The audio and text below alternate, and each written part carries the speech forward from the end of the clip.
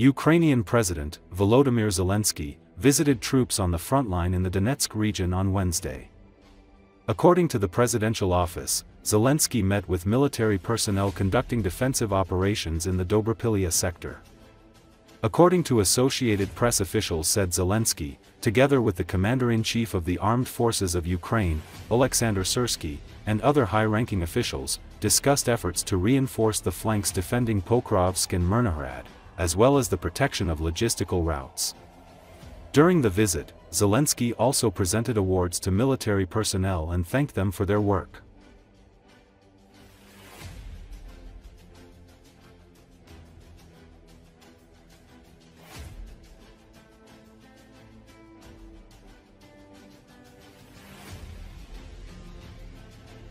Честь сьогодні бути тут, особисто нагородити вас, шановні воїни наші. Дякую за захист України і нашої територіальної цілісності. Несете службу на такому важливому напрямку.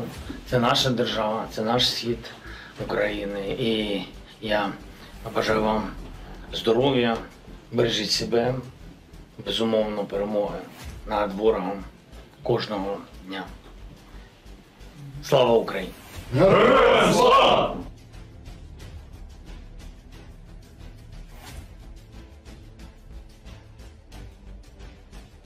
Бажаю здоров'я, шановні воїни. Маю честь сьогодні бути тут. Подякувати вам за службу, за захист України. Дякуємо вам за щоденну вашу працю, службу, за те, що захищаєте життя всієї держави. І передусім хотів би, користуючись цією можливістю, вшанувати пам'ять всіх загиблих наших воїнів,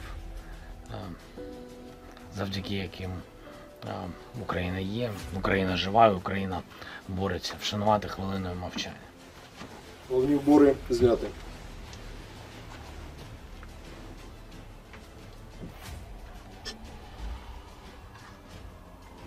Дякую.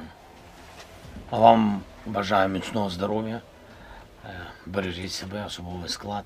Слава Україні! Героям слава! Подарувати знак бригади. Дуже дякую.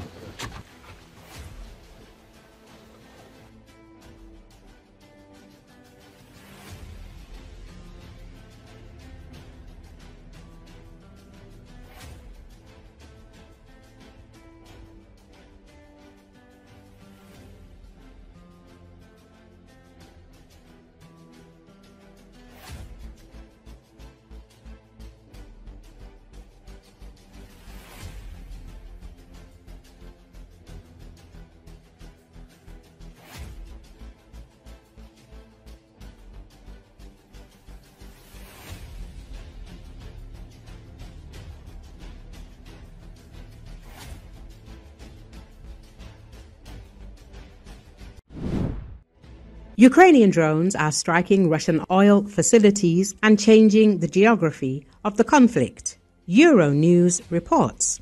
Ukrainian long-range drones built in underground workshops have launched a series of strikes against Russian oil refineries, fuel depots, and military logistic centers, crippling energy infrastructure and forcing Moscow to impose restrictions on fuel supplies.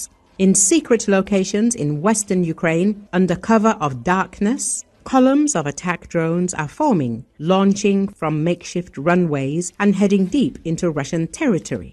According to those involved in the operation, some models are now capable of flying up to 1,000 kilometers, significantly expanding their strike radius compared to previous stages of the campaign. Drones are revolving, says a commander known by the call sign Fidel. Instead of flying 500 kilometers, they now fly 1,000. A successful operation requires 3 factors: drones, people, and planning.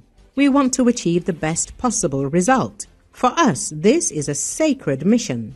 Many drones are manufactured domestically from parts supplied by a wide network of workshops. One of the most common types, the Luti, is simple in design and maintenance: a sausage-shaped body, a single propeller, and a triangular tail.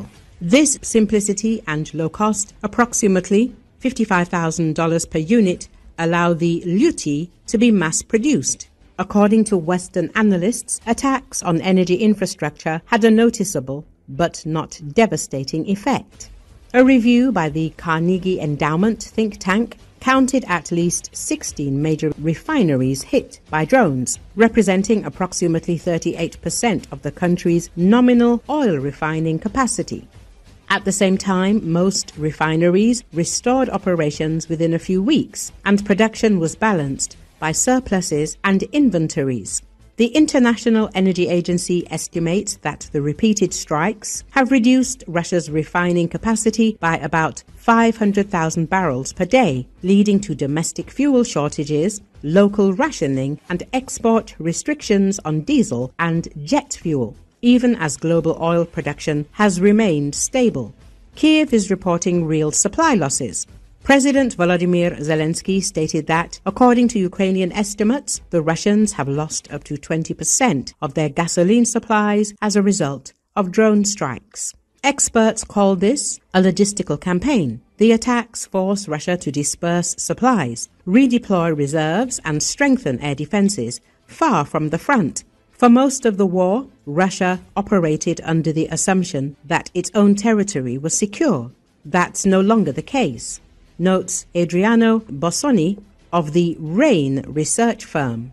Ukraine is also demonstrating its ability to operate autonomously by launching its own missile drones without the need to import long-range weapons from Western partners, an important development given the blocking of certain types of weapons.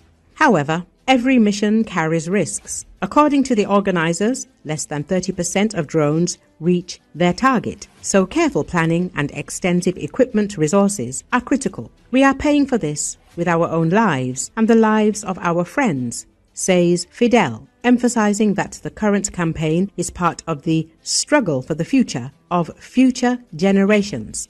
War veteran and retired Ukrainian Armed Forces Major Oleksiy Getman believes that strikes against symbols of power in Russia, for example, the Kremlin or the Ostankino television center, could have a powerful emotional and political impact on Russian society. At the same time, he believes that from a military effectiveness standpoint, it is far more beneficial to target industrial and military infrastructure, factories, oil refineries, and other facilities that ensure the enemy's combat readiness.